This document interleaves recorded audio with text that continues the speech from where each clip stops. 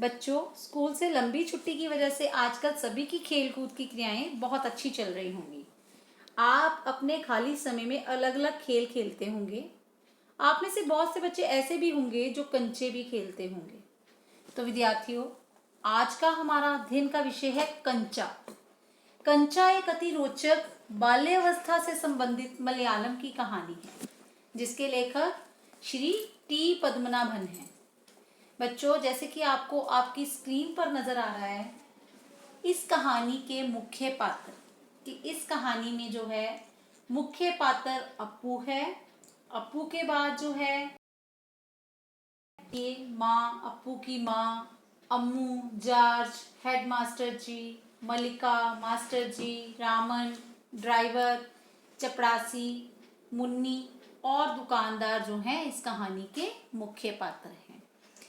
इस कहानी में श्री टी पद्मनाभन ने जो है बच्चों का खेल कूद के प्रति आकर्षण को पेश किया है और बताया है कि बालकों का मन इस अवस्था में कितना चंचल और नटखट होता है।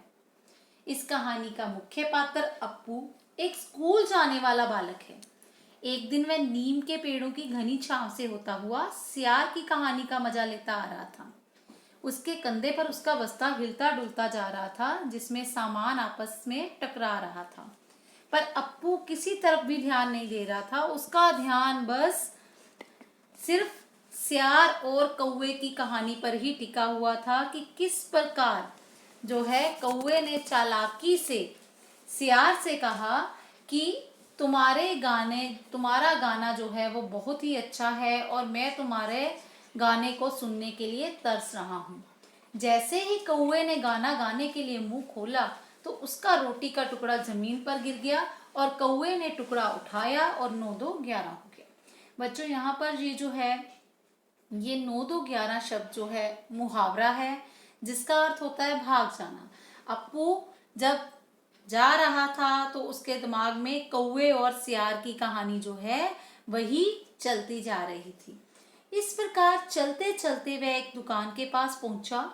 वहां अलमारी में कांच के बड़े बड़े जार कतार में रखे थे, जिनमें चॉकलेट, बिस्किट और पीपरमिंट रखे हुए थे।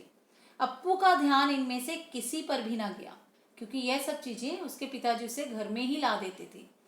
वह तो पास पड़े एक कंचे के जार पर मोहित हो गया। उसमें हरी लकीर वाले सफेद गोल कंचे थे। उन्हें देखकर अप्पू कल्पना की दुनिया में पहुंच गया और उससे वह जार बड़ा होता हुआ दिखने लगा। उससे लग रहा था जैसे वह आसमान सा बड़ा हो गया हो और वह उसके अंदर सिमट गया हो और उसके अंदर वह कंचों से खेलने लगा। इतने में उसे एक आवाज आती है कि लड़के, तू इस जार को नीचे गिरा देगा। यह देख वह हैरान हो गया और उससे अब वह कंचे छोटे होते हुए नजर आने लगे, गोल छोटे आंवले जैसे कंचे। अब दुकानदार उससे चिढ़कर कहने लगा कि जो तुम्हें चाहिए मैं वही निकाल देता हूँ, क्योंकि दुकानदार को लग रहा था कि शायद अप्पू कंचे खरीदने आया है। पर अब अप्पू निराश हो गया, क्योंकि वह कंचे खरीदने के लिए उसके पास पैसे नहीं थे।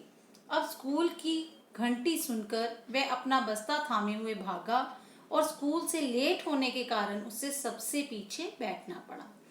रामन पहले बेंच पर बैठा था, क्योंकि वह रोज समय से स्कूल आ जाया करता था।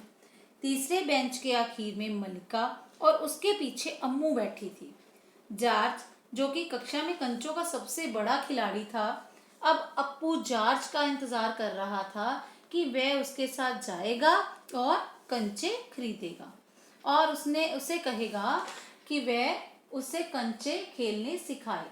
इसी बीच उससे पता चलता है कि जॉर्ज को बुखार होने की वजह से वह स्कूल नहीं आया। अब मास्टर जी ने पढ़ाना शुरू किया। मास्टर जी पृष्ठ 37 पर रेलगाड़ी का सबक पढ़ा रहे थे और बच्चों को बता रहे थे कि रेलगाड़ी को भाप की गाड़ी भी कहते हैं, क्योंकि उसका यंत्र भाप की शक्ति से चलता है। इस प्रकार वह रेलगाड़ी के हर हिस्से के बारे में बता रहे थे। जैसे पानी रखने के लिए जो खास जगह होती है उसे अंग्रेजी में बॉयलर कहते हैं, जो लोहे का बड़ा पीपा है। इस समय अप्पू ने पुस्तक जरूर खोल रखी थी, पर उसका ध्यान कहीं और ही था। और कहाँ था? कंचों में मगन था। और वह सोच रहा था कि जार जाएगा और मैं उसके साथ गोल आंवले जैसे कंचे खरीदूंगा और फिर उसके साथ गोल आंवले जैसे कंचे खेलूंगा भी। हम दोनों ही खेलेंगे, हम किसी और को अपने साथ नहीं लेंगे। इतने में मास्टर जी ने चौक का टुकड़ा अप्पू के मुंह पर फेंका और कहने लगे कि मैं अभी तक किसके बारे में बता रहा हूँ, जरा मुझे बताओ।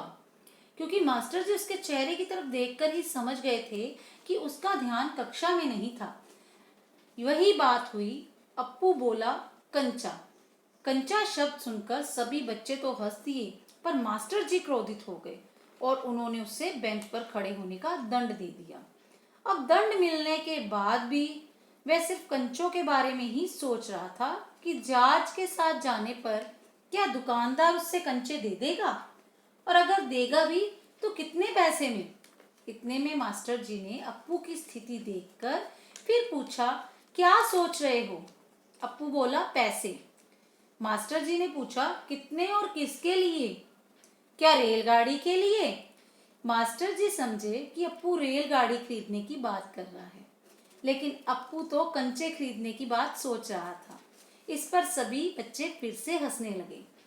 अब चपड़ासी एक नोटिस लेकर आया कि जिन बच्चों ने फीस जमा करवानी है वे प्रिंसिपल ऑफिस में जमा करवा दें। राजत ने जाते जाते अप्पू के पैर पर चिकोटी काट दी और उसे याद दिलाया कि फीस तो उसने भी जमा करवानी है। अब अप्पू भी प्रिंसिपल दफ्तर में पहुंच गया, पर वहां पर भीड़ को देखकर वह वापस आ गया, जबकि रामन और मलिका ने फीस जमा करवा दी। उसका दिमाग सिर्फ कंचे खरीदने के लिए ही बेचैन था। शाम को वह थोड़ी देर टहलता रहा और अपने आप को उस दुकान पर जाने से रोक ना पाया। उसने दुकानदार को 1 रुपया 50 पैसे कंचे खरीदने के लिए दिए। यह वही पैसे थे जो उसे स्कूल की फीस भरने के लिए मिले थे। यह देखकर दुकानदार भी हैरान था कि इससे पहले किसी बच्चे ने इतने पैसों के कंचे नहीं लिए थे। अब दुकानदार ने कंचों की पोटली बनाकर अप्पू को दे दी। अप्पू उन्हें देखने के लिए इतना बेचैन था कि उसने रास्ते में ही वो पोटली खोलनी चाहिए। इसका नतीजा यह हुआ कि सारे के सारे कंचे सड़क में बिखर गए और वह सड़क के बीचों बीच उन कंचों को चुगने में मगन हो गया। वह कंचे चुगने में इतना मगन हो गया कि उसे सामने से आने वाली गाड़ी तक भी ना दिखी। अप्पू को इस स्थिति में देखकर ड्राइवर को गुस्सा आ गया, पर साथ ही जब उसने उसकी मासूमियत देखी तो वह भी उसकी मासूमियत पर हंसने लगा। अब अप्पू सारे कंचे इकट्ठे कर अपने बस्ते में डाल घर की ओर चल दिया। माँ उसका इंतजार कर रही थी। माँ ने अप्पू से पूछा कि उसके हिलते हुए बस्ते में क्या है। जब उसने उसमें से कंचे ही कंचे देखे तो वह भी चौंक गई, और जब उसे पता चला कि उसने फीस के पैसों से सारे कंचे खरीद लिए हैं तो वह बहुत ही चकित रह गई और उसकी पलकें भी भीग गई, क्योंकि इस समय उसको एकदम से अपनी बच्ची मुन्नी की याद आ गई, जो कि बचपन में ही मर गई थी। अब माँ सोचने लगी कि इतने सारे कंचे ये ले तो आया, लेकिन ये खेलेगा किसके साथ। यही बात उसको अंदर ही अंदर से दुखी करने लगी और उसकी आंखों से आंसू आ गए। अब उसकी भीगी आंखों को देखकर अप्पू को लगा कि जैसे माँ को कंचे पसंद नहीं आए। यह देखकर अप्पू माँ से कहने लगा कि माँ, क्या बात है, तुम्हें ये कंचे पसंद नहीं आए? इस प्रकार इस कहानी में बाल मनोविज्ञान के अनुसार बचपन की लापरवाही, खेल प्रिय स्वभाव और चंचलता झलकती है कि किस प्रकार बालक का मन चंचल होता है और खेल कूद जो है किसी भी बालक को अति प्रिय होती है।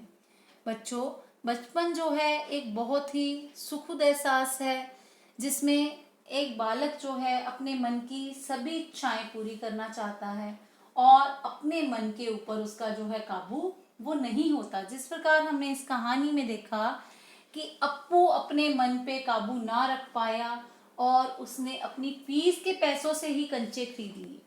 इस प्रकार बचपन में जिस चीज के प्रति आकर्षण होता है, बच्चे उसको पाने के लिए बहुत ज्यादा तत्पर होते हैं। और ये स्थिति जो है ये सभी के साथ होती है। तो ये कहानी जो है मैं उम्मीद करती हूँ कि आपको बहुत ही रोचक लगी होगी। इसी के साथ बच्चों, आपने एक बार ये कहानी जो है अपनी पुस्तक में से भी अवश्य पढ़नी है, और साथ में इसके जो नए शब्द, शब्दार्थ और प्रश्न उत्तर आपको पीडीएफ के द्वारा दिए जाएंगे, आपने वो अपनी उत्तर पुस्तिका में लिखने भी हैं और याद भी करने हैं। और सभी बच्चों की जो है उत्तर पुस्तिका वो पूरी होनी चाहिए, किसी का काम जो है वो पीछे नहीं होना चाहिए। धन्यवाद बच्चों।